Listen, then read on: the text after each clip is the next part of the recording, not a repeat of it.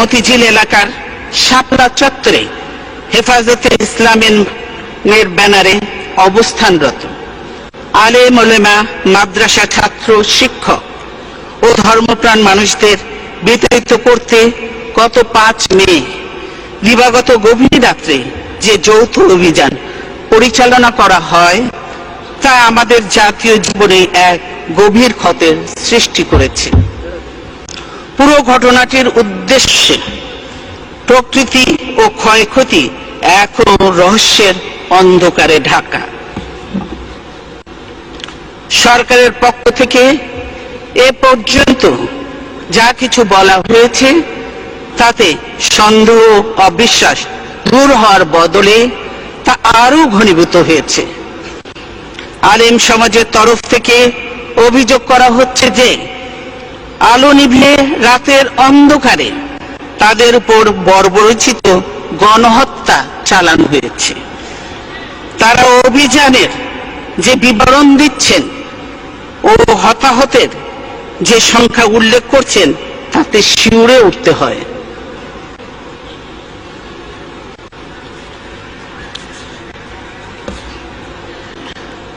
দুর্ভাগ্যের বিষয়, ধর্মপ্রাণ মানুষের মনে সৃষ্ট গভীর বেদনাবোধ নিরসনের কোনো চেষ্টা সরকার করছে না, বরং প্রধানমন্ত্রী, বিভিন্ন মন্ত্রী ও সরকারি দলের নেতারা নানা ধরনের উপহাস, পরিহাস ও ব্যঙ্গ বিদ্রুপাত্মক মন্তব্য করে চলেছেন।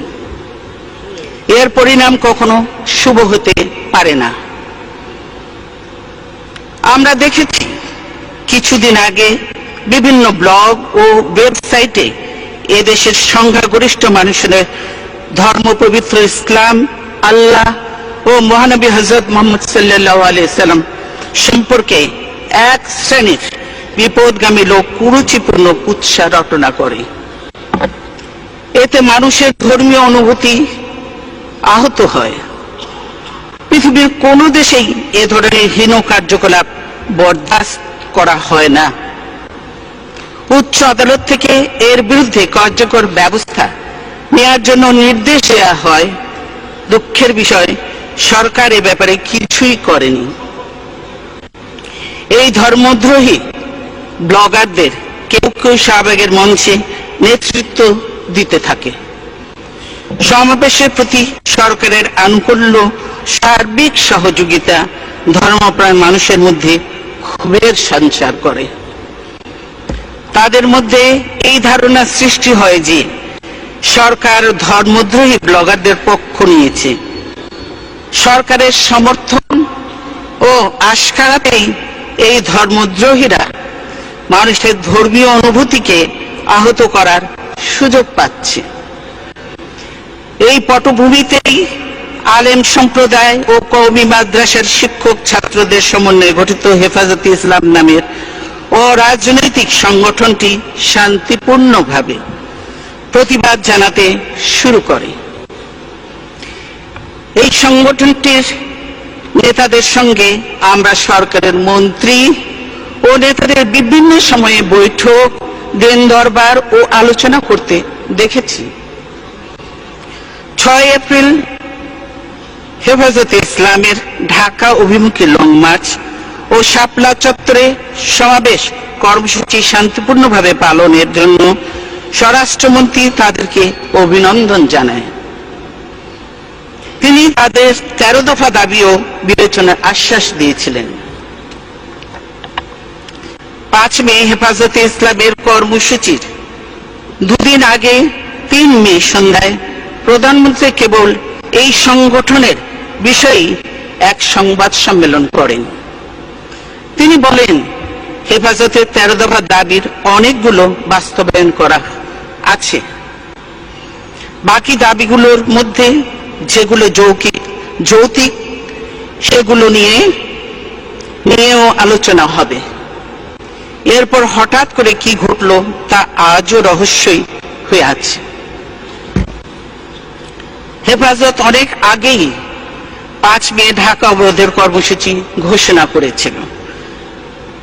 5 তারিখ সেই কর্মসূচি পালনের পর তারা সরকারের অনুমতি নিয়ে ঢাকায় সমাবেশ করতে আসে। এই আসার পথেই নগরীর কয়েকটি পয়েন্টে তারা সরকারি দলের লোকদের বাধার মুখে পড়ে। সরকার সমর্থক সন্ত্রাসী ও আইন শৃঙ্খলা বাহিনীর যৌথ হামলায় অনেকেই হতাহত হয়। সরকারি সূত্রে শাপলা চত্বরের বাইরে মোট 11 জন নিহত হওয়ার কথা স্বীকার করা হয়েছে। সরকারি দলের এই ক্যাডারদের আগে থেকেই কেন জড়ো করে রাখা হয়েছিল তার জবাব পাওয়া যায়নি। শাপলা চত্বরে হেফাজতের মূল সমাবেশ শান্তিপূর্ণ হলেও গুলিস্তান, বাইতুল মোকাররম, বিজয়নগর এলাকায় সংঘর্ষ ও নাশকতামূলক তৎপরতা চলে। সেখানে পবিত্র কোরআন শরীফ সহ বিভিন্ন ধর্মীয় গ্রন্থ পোড়ানো হয়, যানবাহনে আগুন দেয়া হয়, বিভিন্ন প্রতিষ্ঠানে ভাঙচুর ও লুটতরাজ করা হয়।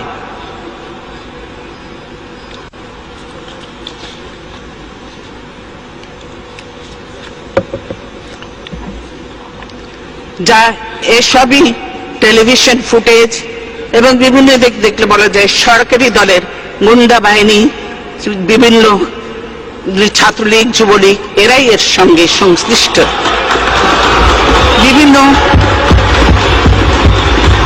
বিভিন্ন বেসরকারি টিভি চ্যানেলে সরকারি টিভি চ্যানেলে সরাসরি সম্প্রচারিত ভিডিও ফুটেজ আওয়ামী লীগের বিভিন্ন সহযোগী সংগঠনের পদবি বেশ কয়েকজনকে এইসব সন্ত্রাসী তৎপরতায় নেতৃত্ব দিতে দেখা যায়। আপনারাও দেখেছেন। উদ্ধত আগ্নেয়াস্ত্র হাতে তাদের হামলার চিত্র বিভিন্ন জাতীয় দৈনিকেও প্রকাশিত হয়েছে। অথচ 5 মে বিকেলে আওয়ামী লীগের সাধারণ সম্পাদক ও মন্ত্রী সৈয়দ আশরাফ এক সংবাদ সম্মেলনে ওই সন্ত্রাসী তৎপরতার জন্য হেফাজতে ইসলামকেই দায়ী করেন। তিনি তাদেরকে রাজাকার আল বদরদের নতুন প্রজন্ম বলে উল্লেখ করে অবিলম্বে ঢাকা ছাড়ার নির্দেশ দেন। অন্যথায় হেফাজত ইসলামকে গর্তে ঢুকিয়ে দেওয়ার হুমকি দেন তিনি। সৈয়দ আশরাফ বলেন, হেফাজতকে দমন করতে আওয়ামী লীগই যথেষ্ট।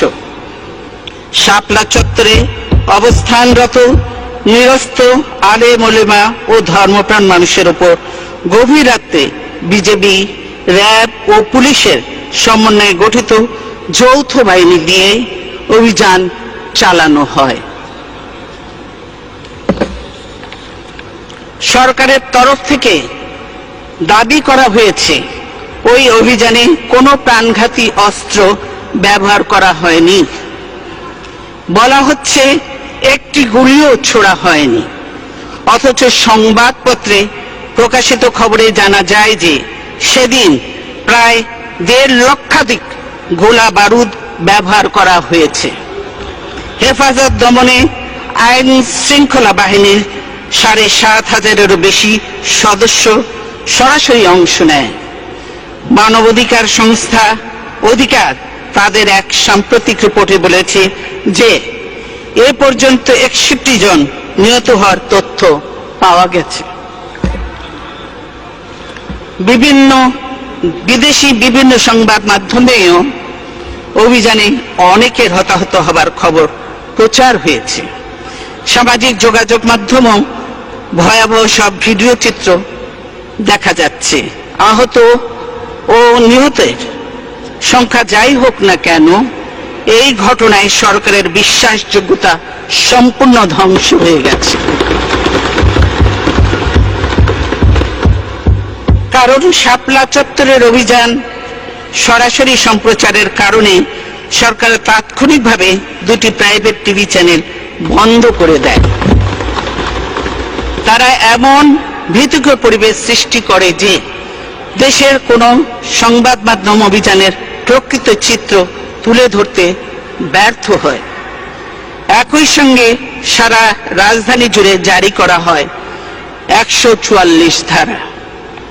শাপলা চত্বরে অভিযানের পর অনেকেই এখনো ফিরে যায়নি, অনেক নিখোঁজ রয়েছেন।